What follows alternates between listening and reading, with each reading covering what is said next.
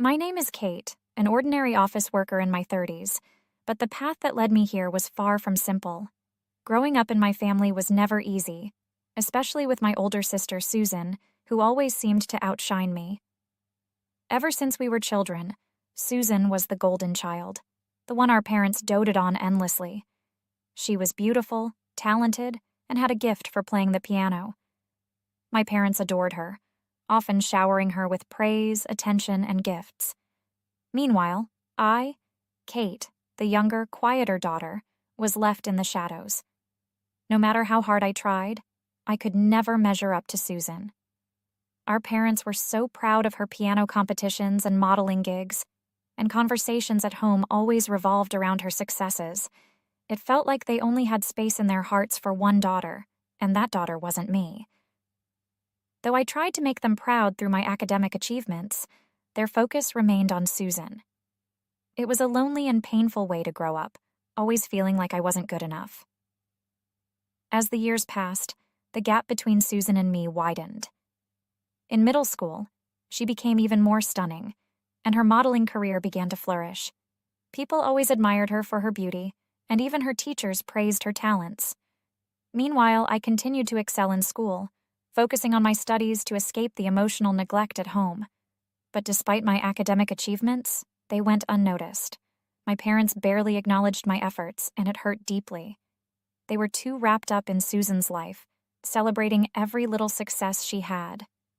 At times, I felt invisible in my own family, like I didn't belong. The few times they did talk to me, it was mostly to compare me to Susan. "Why can't you be more like her?" they would ask. It was as if my value was measured by how closely I could resemble her, and I could never meet those expectations. It seemed like my purpose in the family was to not be a burden, and I accepted that role, quietly fading into the background. In high school, things didn't improve. Susan became even more confident, almost arrogant, and her behavior towards me grew colder. She avoided me at school, pretending we weren't related. "I don't want my friends to know you're my sister," she once told me. Those words stung deeply, but what hurt even more was that our parents seemed to understand her feelings. They would tell me to keep my distance from Susan at school, as if my mere presence was a source of shame. I was isolated, not only from my sister, but from my parents as well. This created a deep sense of loneliness within me. Despite this, I kept focusing on my studies, finding comfort in my academic success. At least in school, I could prove my worth through my grades. By the time I graduated, I was one of the top students in my class, but even then, my achievements were overshadowed by Susan's beauty contests and modeling gigs. She was always the center of attention, and I was left standing on the sidelines, watching from a distance. After high school, Susan's life took a different turn. She got into a private university, while I earned a scholarship to a public one. Despite my efforts, my parents didn't celebrate my achievement. Instead, they were too busy talking about Susan's future and how proud they were of her. It was around this time that my relationship with my parents reached its lowest point. When I mentioned wanting to attend a prestigious university, my father's response shocked me. "We can't afford that. We need the money for Susan." That moment solidified what I had always feared. My parents valued Susan far more than they did me. They told me if I wanted to go to college, I'd have to figure it out myself. So I did. I found a university that offered a scholarship, and I worked part-time jobs to support myself. Though I was proud of my independence, I couldn't shake the feeling of resentment. The unfairness of it all weighed heavily on me, and I started to distance myself from my family even more. While I was struggling to make ends meet, Susan lived a comfortable life, still being supported by our parents. She didn't have to work, didn't have to worry about bills, and enjoyed a life of luxury. The disparity between our lives was glaring. I worked long hours after classes, balancing my job and my studies, while Susan partied her way through college, extending her graduation by a year. My parents didn't seem to mind. They continued to support her financially, never asking her to contribute or be responsible. Meanwhile, I was told to pay rent if I wanted to keep living at home. When I finally managed to save enough money, I moved out, eager to escape the toxic environment that had defined my life for so long. But even after leaving, the resentment lingered. My family, especially Susan, had always treated me as if I were second best, and now, living on my own, I finally had the chance to prove that I was more than that. By the time I reached my late 20s, my mother passed away from a long-term illness. Despite everything, I felt little grief. Years of being treated like an outsider in my own family had numbed me to the pain of loss. Susan, on the other hand, was devastated. My father, too, was overcome with sorrow. I felt guilty for not feeling the same, but I couldn't help it. Memories of my mother's favoritism still lingered, and in my mind, her passing didn't erase the years of neglect I had endured. After her death, my father's health began to decline as well. He could no longer live independently, and someone needed to take care of him. I was the obvious choice, as Susan had just gotten married and was focused on her new life. She made it clear that she had no intention of interrupting her happiness to care for our father. "It's your responsibility," she told me. And just like that, the burden of caring for our father fell entirely on me. For a year, I juggled my job and caring for my father. I hired help during the day, but in the evenings and on weekends, it was all on me. Despite everything I had done for him, my father never expressed any gratitude. Instead, he constantly criticized me. Nothing I did was ever good enough. "Lower the water temperature," he would snap. Or, "Why are you so slow?" It felt like no matter how hard I tried, I couldn't win his approval. It was exhausting, both physically and emotionally. My job was demanding, and the added responsibility of caring for my father drained me even further. I kept going, though, out of a sense of duty. I had spent so many years trying to gain my family's approval, and some part of me still hoped that taking care of my father would finally earn me the recognition I had always wanted. But deep down, I knew that wasn't going to happen.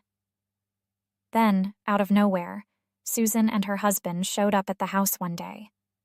"We're moving in," she announced, her tone casual as if she was doing me a favor. I was stunned. For years, she had shown no interest in helping with our father, but now she was suddenly eager to take control. "You need to leave," she added, her voice cold. It didn't make any sense. Why would she want me out of the house after all I had done?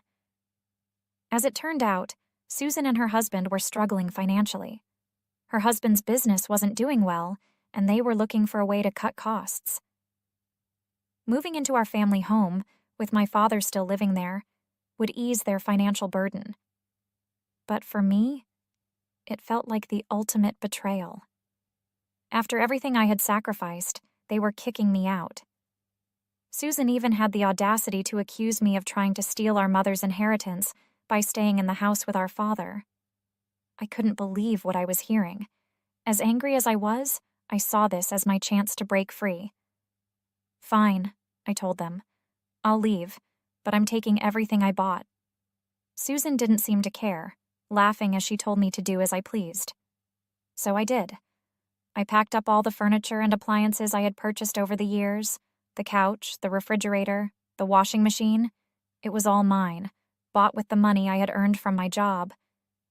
Once I had moved everything out, the house was practically empty. A week later, Susan called me, her voice frantic. "Why is the house empty? Where's all the furniture?" I couldn't help but smile as I replied, "I took everything I bought just like you said I could." She was furious, accusing me of leaving her and her husband in an impossible situation. But I didn't care anymore. For once I was in control, and it felt liberating. Susan tried to argue, insisting that some of the things I took belonged to our parents, or that they had been bought with our mother's inheritance. But I knew the truth. After our mother passed, I had been the one paying for everything: the new furniture, the appliances, even the car. I had worked hard to afford those things, and I wasn't about to let Susan take them from me. "You're working for a big company, right? Can't you help us out?"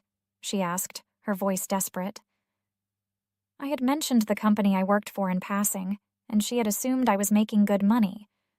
But after years of being treated like the lesser sister, I wasn't about to bail her out now. "No, Susan. I've done enough for this family," I said firmly. "It's time you figured things out for yourself." And with that, I hung up the phone, leaving her to deal with the mess she had created.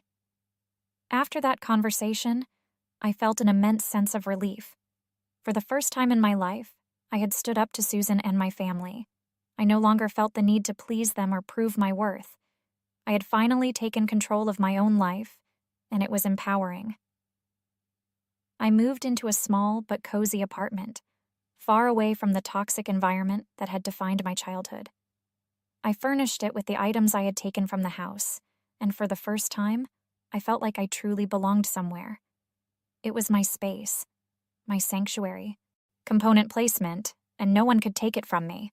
My relationship with my family was over, and I was okay with that. I had spent years trying to earn their love and approval, but now I realized that I didn't need it. I was enough on my own. Months passed, and I heard little from Susan. Rumor had it that her marriage was falling apart, and her husband had left her. She was struggling financially, just like before, but this time, she didn't have our parents or me to lean on. I should have felt bad for her, but I didn't. After years of being treated like I was less than, it felt good to finally have the upper hand. My father's health continued to decline, but Susan was forced to take care of him now. She had no choice, and from what I heard, she wasn't handling it well. I had moved on with my life, working at a job I enjoyed, and finally finding peace. Every now and then I would think about my family, but the pain and resentment I once felt had faded. I had learned that I didn't need them to be happy. I had built a life for myself, and for the first time in years,